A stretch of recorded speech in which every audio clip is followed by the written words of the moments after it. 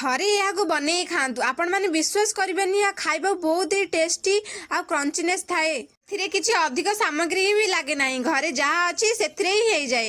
ଆପଣ ଥରେ ଟ୍ରାଏ କରନ୍ତୁ। ଆମର ଏପଟେ ଏହାକୁ ଶିମ୍ବ ବା ଝଟା କୁହାଯାଏ। ଆପଣଙ୍କ ସେପଟେ କ'ଣ କୁହାଯାଏ ମୋତେ ପ୍ଲିଜ୍ କମେଣ୍ଟରେ କହିବେ। ମୁଁ ଅଳ୍ପ କିଛି ଝଟାକୁ ନେଇ ତାକୁ ଓଳେଇକି ତାକୁ ଭଲ ଭାବରେ ମୁଁ ଧୋଇଲି। ଏପଟେ ମୁଁ ଗୋଟେ ଝଟାକୁ 2 ପିସ୍ କରିଦେଇଛି, କାହିଁକିନା ମସଲାଟା ତାହିଁରେ ଭିଜିଯିବ। ସେଥିରେ କିଛି ଚାଉଳ ବଟା ଆଉ ହଳଦୀ ଗୁଣ୍ଡ, ଲଙ୍କାଗୁଣ୍ଡ ଆଉ କିଛି ଗରମ ମସଲା ପକାଇ ତାକୁ ଭଲ ଭାବରେ ମୁଁ ଗୋଳେଇକି ଟିକେ ରେଷ୍ଟ କରିବା ପାଇଁ ଛାଡ଼ିଦେଲି। ଏପଟେ ମୁଁ ଚୁଲି ଲଗେଇକିରି ତେଲ ଦେଇକିରି ସେଥିରେ ଗୋଟେ ଗୋଟେ କରିକିରି ମୁଁ ଝଟାକୁ ପକାଇଦେଲି।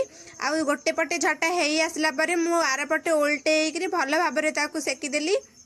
ପ୍ରସ୍ତୁତ ହେଇଗଲା ଆମର ଶିମ୍ବ। ଆଉ କାହାକୁ ଝଟା ଭଲ ନ ଲାଗେ, ଥରେ ଏମିତି ଟ୍ରାଏ କରନ୍ତୁ, ଦେଖିବେ ଆପଣ ପେଟେ ଭାତ ଖାଇଦେବେ। ଆଉ ଆର କ୍ରଞ୍ଚିନେସ୍ଟା ତ ବହୁତ ହି ଭଲ ଲାଗେ। ଆଉ ତାର ମଞ୍ଜିକୁ ମଧ୍ୟ ମୁଁ ଭାଜିକିରି ଭଲ ଭାବରେ ରଖିଦେଇଛି। ମୋ ଚ୍ୟାନେଲକୁ ସବସ୍କ୍ରାଇବ୍